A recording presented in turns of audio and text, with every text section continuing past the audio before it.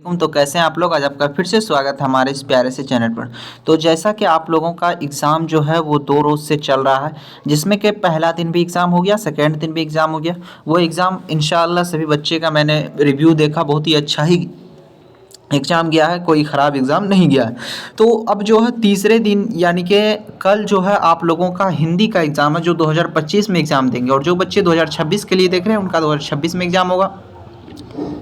तो जिनका भी 2025 में कल यानी कि हिंदी का एग्ज़ाम है, उन सभी बच्चों के लिए ये वीडियो नहीं समझिए, ये एक समझिए कि ट्रिक ही समझ जाइए कि आपको इसमें हम सवाल तो सब कराते हैं, लेकिन हम आपको वो चीज़ कराएंगे जो आपके एग्ज़ाम में पूरा का पूरा आ जाएगा। बस उस चीज़ को अगर आप फॉलो कर लिए तो ये मेरा गारंटी है, और मैं मैट्रिक में भी कहता हूँ और वस्तानिया में भी कह रहा हूँ कि हिंदी और उर्दू का टेंशन छोड़ दीजिए और मैथ का टेंशन छोड़ दीजिए, क्योंकि उसमें ट्रिक से आपको बनाना पड़ेगा और कैसे कौन सा सवाल को बनाना है वो चीज़ अगर आप समझ गए तो आप एग्ज़ाम में पास हो जाइएगा। तो वो चीज़ आपको समझना पड़ेगा। तो वो चीज़ समझने के लिए आपको वीडियो को लास्ट तक देखना है। आपको इसमें बहुत सारे कंसेप्ट भी समझाए जाएंगे और कौन कौन से सवाल इस साल यानी कि कल आने वाले हैं वो सवाल भी आपको हम दिखाएंगे। तो चलिए आज की वीडियो को शुरू करते हैं। इससे पहले मैं आप सभी से एक दरख्वास्त करना चाहूँगा, एक रिक्वेस्ट करना चाहूँगा कि आप लोग वीडियो तो देख लेते हैं, एक सब्सक्राइब ज़रूर कर दीजिए। बहुत सारे वो किए हुए हैं, कोई दिक्कत नहीं, बस एक बार इस भाई को भी सब्सक्राइब ज़रूर कर दें। आप सब्सक्राइब करते हैं तो हमें अंदर से मोटिवेट मिलती है अगली वीडियो बनाने के लिए। चलिए वीडियो को शुरू करते हैं।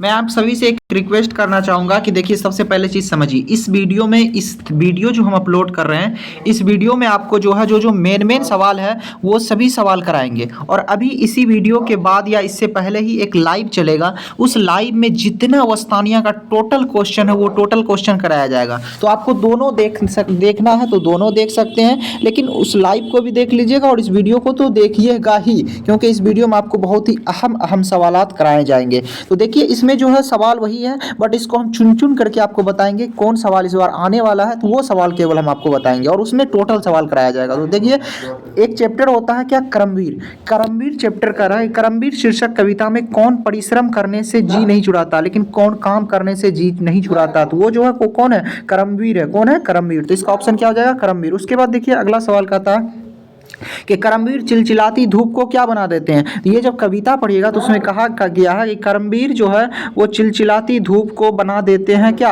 चांदनी। धूप को क्या बना देते हैं, चांदनी बना देते हैं। तो इसका आंसर क्या हो जाएगा, चांदनी हो जाएगा। ठीक। उसके बाद फिर अगला सवाल कहता है कि कर्म के प्रति निष्ठा ही व्यक्ति की निर्धारित करती है क्या को, सफलता को। यानी कि कर्म के प्रति निष्ठा ही व्यक्ति को निर्धारित करती है, यानी वो काम के पीछे कितना निष्ठा रखता है उसे ही वही क्या चीज़ में डिपेंड करता है, सफलता के लिए डिपेंड करता है। अब फिर देखिए अगला सवाल कहता है कि कर्मवीर व्यक्तियों की क्या पहचान है। तो कर्मवीर व्यक्ति जो है वो कर्म निष्ठा से चलता, कर्म पथ पर चलता, वीरता से चलता, उपयुक्त सभी, यानी कि सभी चीज़ है। उसके बाद देखिए इस कविता के कवि कौन, ये पूछ सकता है। तो कर्मवीर कविता के कवि कौन है, आपको यहाँ पर देखिए ऑप्शन नंबर सी यानी कि बेनीपुरी जो है इनके कविता के कवि हैं। चलिए उसके बाद देखिए यहाँ इस चैप्टर से हो गया। उसके बाद देखिए मेन चैप्टर एक आता है बाल गोविंद भगत। इस चैप्टर से भी बहुत सारा सवाल आता है, यानी कहता है कि बाल गोविंद भगत पुत्र के मृत्यु के बाद पतोही को रोने के बदले क्या करने को कहते हैं। तो क्या बोलते हैं, उत्सव मनाने को कहते हैं, खुशी मनाने को, नाचने को, गाने को नहीं, उत्सव मनाने को कहते हैं। तो कहानी के हिसाब से। उसके बाद जो है कह रहा है कि पुत्र की मृत्यु होने पर बाल गोविंद भगत क्या कर रहे थे, गा रहे थे, यानी कि वो जो है गाना गा रहे थे, जो भी हो। उसके बाद कहता है कि बाल गोविंद भगत किसे साहब मानते थे। तो कबीर को साहब, किसको साहब मानते थे, तो वो कबीर को ही साहब मानते थे। तो कबीर को वो जो है वो साहब मानते थे। और एक चीज़ आपको यहाँ पर देख लीजिए, ये इस करमवीर कविता के एक लेखक जो है वो कौन है, उसके लेखक हैं हरिऔध, बेनीपुरी नहीं बल्कि हरिऔध जो है इसके लेखक हैं। चलिए आप जो है अयोध्या सीन उपाध्याय हरिऔध। उसके बाद ये आपसे नहीं पूछेगा बाल गोविंद भगत कैसी रचना, ये देख लीजिए द्वारा राम वृक्ष बेनीपुरी द्वारा लिखित जो बाल गोविंद भगत है। बाल गोविंद भगत के कितने बेटे थे, तो बाल गोविंद भगत के एक बेटे थे, केवल एक ही बेटे थे, और वो भी जो है वो मर गया था। एक और चैप्टर है जिसका नाम है ईदगाह। ईदगाह कहानी किसकी परिस्थितियों पर मार्मिक ढंग से टिप्पणी करती है, तो वो जो है बचपन की परिस्थितियों पर जो है मार्मिक ढंग से टिप्पणी करती है। ठीक। उसके बाद ईदगाह कहानी के लेखक कौन है, तो इसके लेखक जो आपको प्रेमचंद जो है ईदगाह कहानी के लेखक है, ये पूछ सकता है। अब कह रहा है कि तुम डरना नहीं अम्मा, मैं सबसे पहले आऊँगा, बिल्कुल न डरना, ये किसने कहा था, तो हामिद ने कहा था, जब ये कहानी पढ़ेंगे तो। उसके बाद देखिए गाँव पहुँच बच्चों ने क्या किया, तो वो जो है अपने अपने खिलौनों से खेला, ये भी है। उसके बाद देखिए मोहसिन के पास पास कितने पैसे थे, मोहसिन के पास कितने पैसे थे, तो इसके पास जो है वो कितने पैसे थे मोहसिन के पास, तो 15 पैसे मोहसिन के पास थे। अब देखिए हामिद के पास कितने पैसे थे ये पूछ सकता, तो हामिद के पास कितने पैसे थे, हामिद के पास जो थे वो कितने पैसे थे, 3 पैसे थे, 4 पैसे थे, 5 पैसे थे, 6 पैसे थे। उसके बाद देखिए कह रहा है कि रमजान के कितने रोजे के बाद ईद आती है, ये कौन नहीं बता पाएगा, 30 रोजे के बाद ईद आती है। महमूद कौन सा खिलौना खरीदता है, तो महमूद जो वो सिपाही खरीदता है। उसके बाद देखिए ईदगाह के पास किन वृक्षों की छाया है, तो वो जो है इमली के गाछों की छाया थी। उसके बाद हामिद ये पूछा हुआ सवाल है कि हामिद की दादी का नाम क्या था, तो हामिद की दादी का नाम क्या था, अमीना हामिद की दादी का नाम था। उसके बाद देखिए अब जो है यहाँ पर और आगे चलिए, आगे इस चैप्टर से यहाँ से ये सवाल पूछ देगा।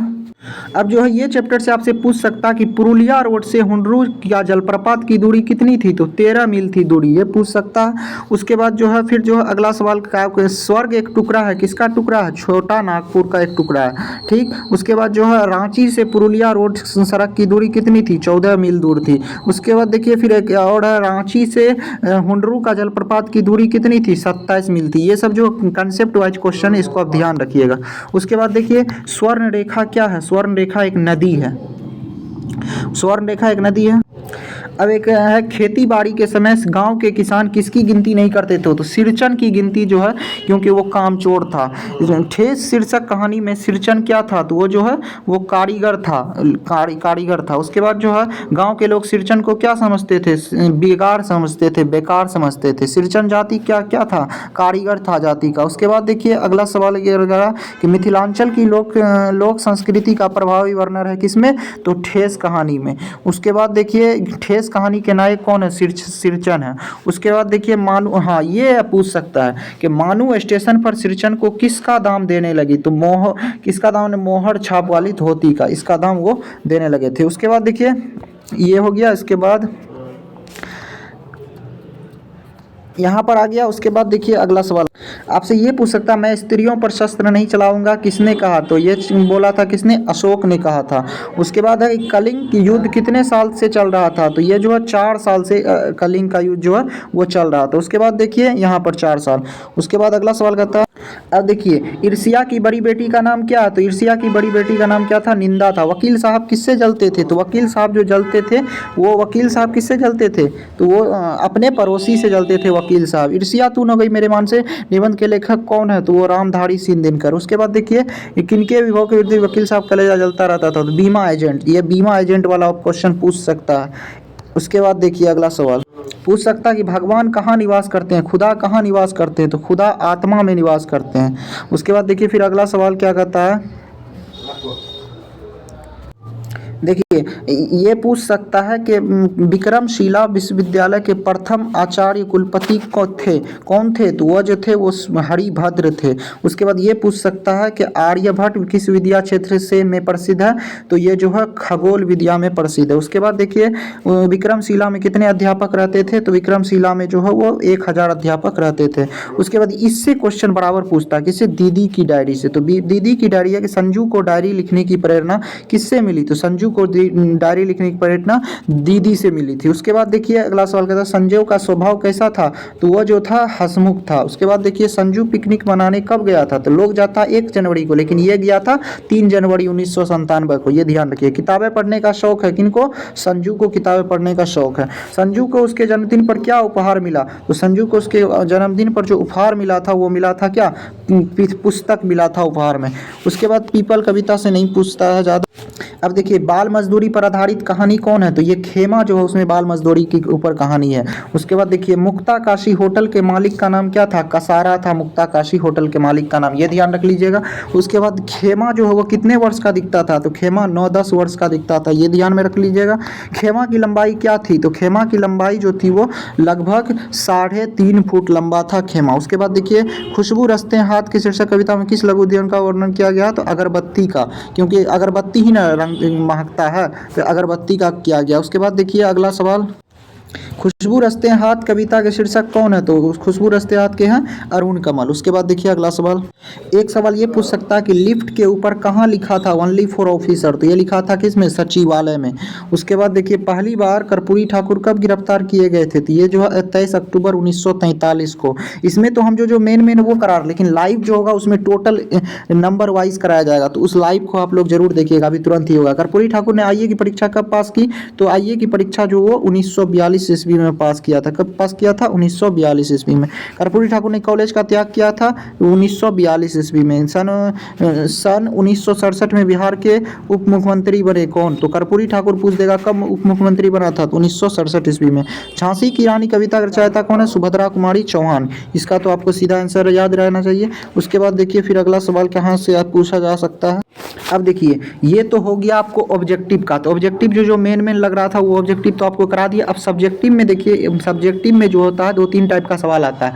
पहला तो आप लोग एक निबंध लिख कर, निबंध का मतलब होता है मजमून। मजमून मतलब कह देगा कि ईद पर जो है 200 से 250 वर्ड में लिखिए। तो ईद के बारे में आपको लिखना, ईद अच्छा पर्व है, ईद के दिन ये लोग मनाते हैं, नया कपड़ा पहनते हैं, ये वो नौतेरा करके 1-2 पन्ना में लिख देना है, इसी को निबंध बोलते हैं। दूसरा चीज़ आप हिंदी में ये कर लीजिएगा कि आप एक आवेदन लिखने के लिए, यानी कि खत लिखने के लिए, खत बोल एप्लीकेशन लिखने के लिए आपको सीख जाना है कि सेवा में श्रीमान प्रधानाध्यापक महोदय विषय छुट्टी के संबंध में, इस तरीके से आपको खत लिखने के लिए सीख लेना है। उसके बाद तीसरा चीज़ आपको ये पूछ सकता है कि उर्दू का 2 लाइन लिख देगा, लिखा रहेगा, ये उर्दू में लिखा रहेगा बट उसको कहेगा ट्रांसलेट करने के लिए किस में? हिंदी में। तो आप नहीं लिख पाइएगा हिंदी में, उर्दू में लिखा रहेगा मेरा नाम राजा आलम है, मैं बिहार के इस गाँव से का निवासी हूँ, और उसको बोलेगा उर्दू में लिखने के लिए, उर्दू में आप लोग आराम से लिख लीजिएगा। इस तरीके से आपको मिल जाएगा। उसके बाद 1-2 क्वेश्चन क्या रहता है वो आपको हम दिखा रहे हैं। ये जो गद्यांश होता है, वो गद्यांश का मतलब क्या होता है? ये पैसेज।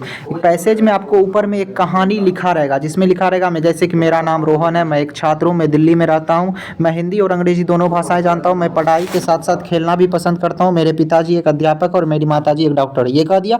उसके बाद आपको नीचे में डायरेक्ट लिख लेगा कि लेखक का नाम क्या है। तो ये जो कहानी लेखक कौन है? तो रोहन है। उसके बाद पूछ देगा कि लेखक कहाँ रहता है? तो लेखक अभी तुरंत देखिए ऊपर में ही लिखा हुआ, कहाँ पे? ऊपर में ही लिखा हुआ, मैं एक छात्र हूँ, मैं दिल्ली में रहता हूँ। तो यहाँ पर क्या हो जाएगा? दिल्ली हो जाएगा। उसके बाद देखिए लेखक कितनी भाषाएं जानता है?